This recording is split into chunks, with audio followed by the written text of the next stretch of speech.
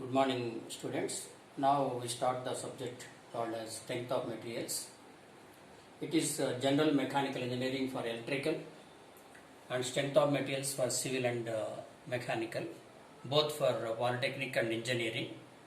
Now, in the syllabus, the first topic is types of stresses. Before going to the topic types of stresses, we should learn about types of forces. Now, there are different types of force. Number one is the axial force. Axial force means the force which acts along the axis. The force, say this is a rod or beam, or now here this is the axis. If the forces acts along the axis of this rod, we can call these forces as axial forces. There are two types of axial forces. One is tensile force, another is compressive force. Now come to the tensile force. We take an example. So it is a crane which is lifting a weight W, heavy weights. It may be electric motor, it may be a mechanical block, or it may be a cement concrete block used while constructing bridges, etc. So for all branches we use the crane in the practical field. Now when we are lifting this weight, a tensile force is acting because of this weight, this wire is subjected to tension, is subjected to a process of tension, and if this wire is not having sufficient tensile force, it will be broken. Therefore here the wire is subjected to a force called as tensile force along its axis. So if it is the rod, it is called as axis. So this type of force is called as tensile force. Similarly, another force is compressive force. Suppose there is a machine which is installed on a CI block or on the ground. Then the machine weight or the generator weight will exert some downward forces on the bottom foundation. Then this foundation, it may be metal block or concrete block, it will be subjected to compressive force. The generator or a machine element will try to push or compress the bottom block.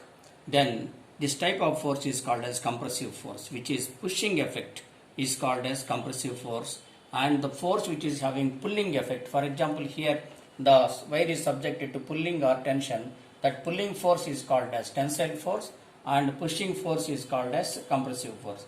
Similarly, in the civil bridges also there will be pillars like this, and over this there will long beams or logs or long slabs will be placed over this pillars. Then these pillars will be subjected to a force called as compressive forces. So in all branches of engineering we have to learn about these basic things. Therefore we have defined the axial force which acts along the axis of a rod, so classified as tensile force and compressive force. And to remember, we can write tensile force is nothing but it is called as pulling force. It is called as pulling force, and it is called as pushing force. And another force is called as shear force. And again, the tensile force also, in the say for example in the electrical poles are there during transmission process, the generation company Genco will generate the power, and Transco will transmit the power from power stations to different distributors. So these are the current poles, and these are the wires are to be tightened against between these two poles. Then this electrical wire will also be subjected to tension. So this is about tensile force. And again, coming to shear force. Shear force means here say there are two blocks, and here the shear force will act over the surface of the body. Here a shear force is acting because of this. Here that rivet or bolt or nut, it will be subjected to failure. Here it will be subjected to failure like this. If it is not having sufficient shear stress, it will be failed like this. So shear force will be acting over the surface. Its effect is to produce a cutting force. It will cut the material. Or we can also say that say a block is there.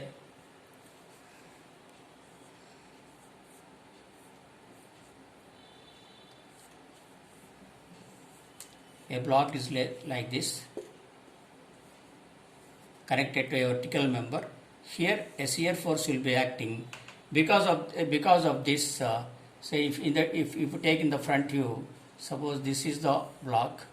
After acting of this shear force, it will have a deformation like this. This is called as deflection or deformation. This is the effect of shear force. We will define we will clearly define in the case of shear stress. So this is about types of forces. Now we go to the just after some time you can pause the video and you can get the figures of all these things, and you can have a notes of the same thing, because with the figures you can easily understand the subject. Before going to the types of stresses, first define the stress, then we go to types of stresses. These are all important fundamentals, very useful. If you know the definition, you can get correct formula. If you get the correct formula, you can easily do the problems and you can easily pass the examination. Now stress. Stress is defined as force per area. Simple definition of stress is force per area.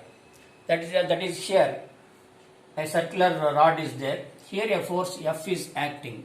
A force F is acting over this area. Now this is called as cross-sectional area. This is area, and a force F is acting over this area.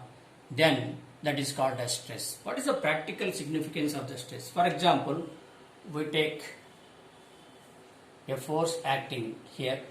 A force F is acting, or a force P is acting. Then because of this force, according to Newton's third law, for every action there is an equal and opposite reaction. Because of the sectional force P, the inside material of the body will have a resistance.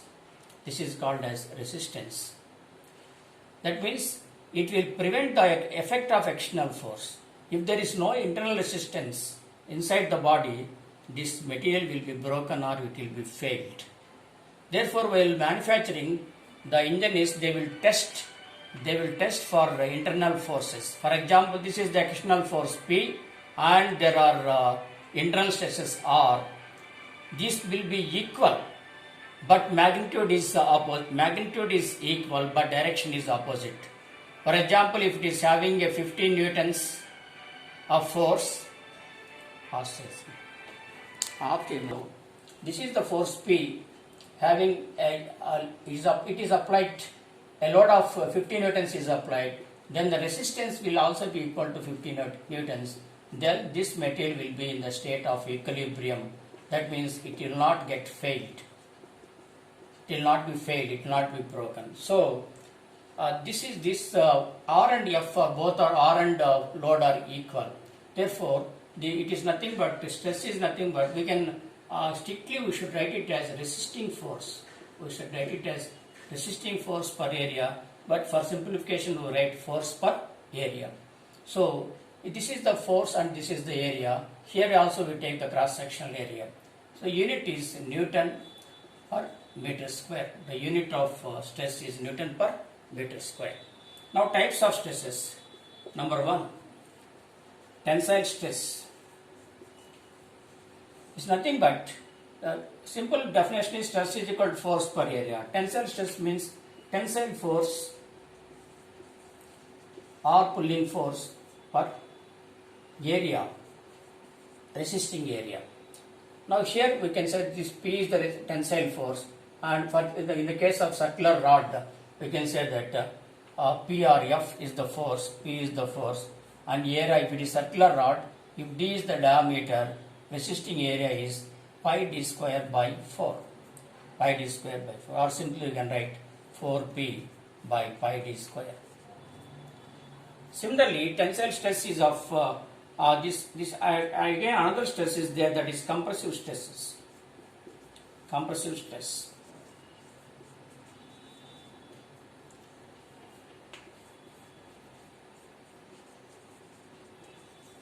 Compressive force per area. So compressive force means in the same case, if you take the same example of this rod, we take an example of this rod here, and we apply a compressive force like this, then it will try to compress, it will try to press this rod, and to prevent that, an opposite forces, resisting forces will be acting.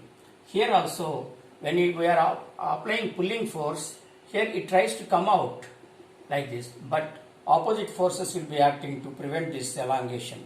Here also, while compressive force is applied, instead of getting into compression process, the resisting forces will be acting in the opposite direction and it will put them at the state of equilibrium.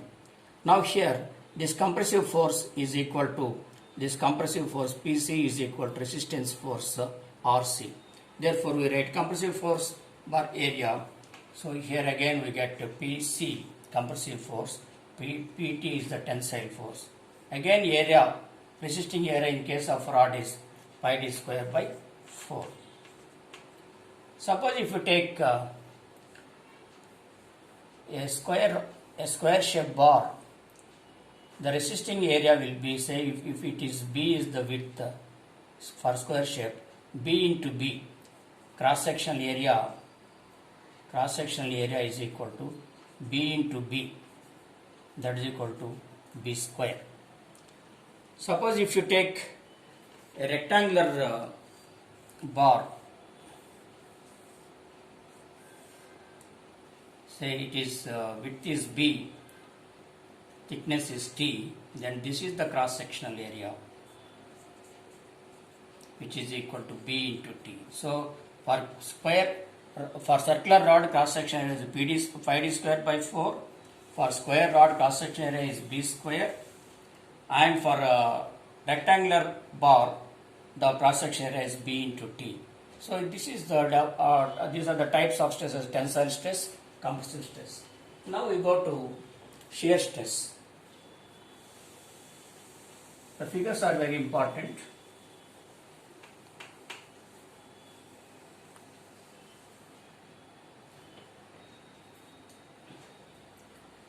So here this is the,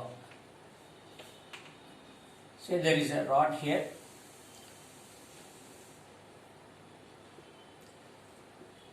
Say there is a, we can say this is a bracket and this is a square block. Say it is indicated by A, B, C, D. Now if you apply a force like this, if you apply a shear force like this, say PS, shear load is PS, then because of this it will be subjected to, so now we take a clear picture, A, B, C, D.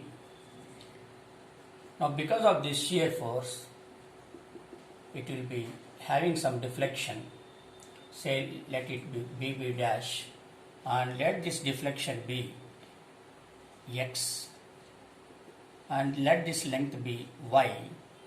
Now shear stress is equal to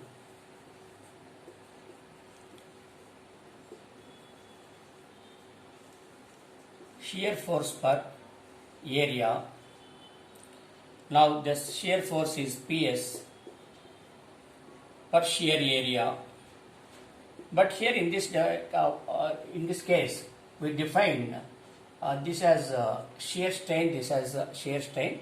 But generally, the shear strain is equal to X by Y. Here it is just I want to indicate what is the effect of shear. Generally, shear stress is equal to shear force per shear area. Here this phi will indicate the shear strain. Later we define shear strain also. Shear strain here is equal to X by Y, X by Y, deflection by or deflection per unit length is called as shear strain. Now coming to the longitudinal strain or lateral strain, the definition of strain is equal to change in dimension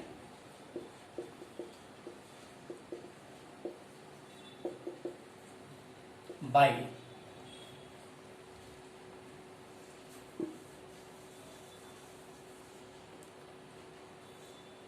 original dimension.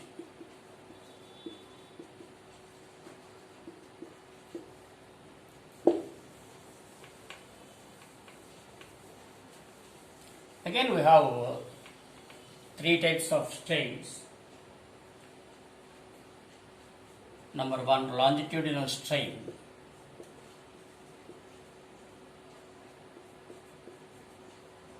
It is subclassified as linear strain,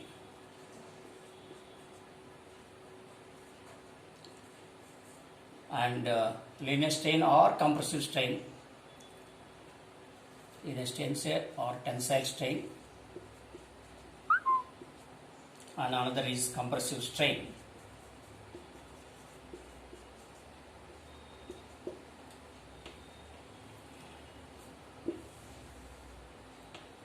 Tensile strain,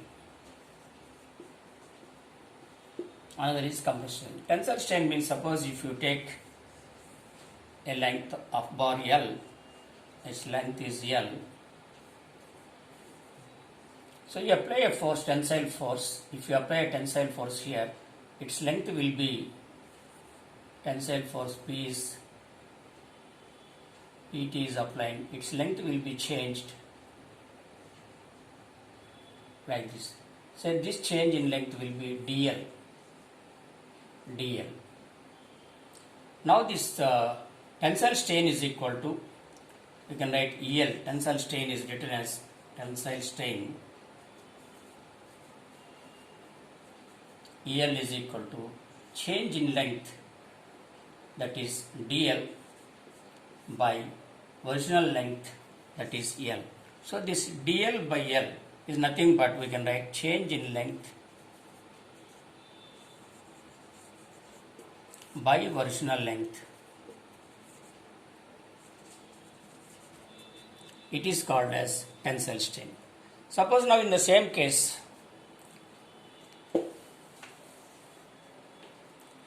if you apply a compressive force here, PC, then its length, original length is L. Because of this application of force, its length will be decreased. This decrease in length again is called as a dl. Now we can write compressive strain is equal to decrease in length by original length, that is equal to minus dl by L, or decrease in dl by L. And here we can write this tensile strain as increase in length. We can write, instead of change, we can write increase in length by original length. Now coming to, so the effect of in the case of tensile strain, the length will be increased. In the case of compressive strain, length will be decreased. Here it is increase in length, here it is decrease in length. Now shear strain is here. Shear strain, it is acting along over the surface, and here it is producing a deflection x per unit length y. So shear strain is nothing but deflection per unit length. Remember that the strain has no units. For example, change in length is in mm, original length is in mm, so strain has got no limits, no units. Again for compressive strain also, strain has got no limit. Change in length is in mm, original length is in mm. But for shear strain, here we get strain in radians. We get radians per unit length. This deflection is phi. Shear strain phi x by y, that is radians per unit length, we can say. So that is about different types of stresses and strain. In the next class we go to stress strain diagram, very important. And here the formulas are very important. If you know the theory better, you can get the formulas. If you know the formulas, it is easy to solve the problems. So it is easy subject. It is useful both for electrical, mechanical and civil students. And again, while watching the video, you can stop the video at a particular time and you can go back and you can write the things. So it is in the next class we start stress strain diagram. Next class topic is stress strain diagram, very important. After that, in this diagram we get number of formulas and number of definitions. Then we do the problems, and the problems are also very simple. So it is the subject, it is the chapter which is a scoring chapter. You can get small questions as well as big questions. Thank you. You can please circulate or share this video to your students and the other colleges also, to your friends, useful for both polytechnic as well as engineering. Thank you.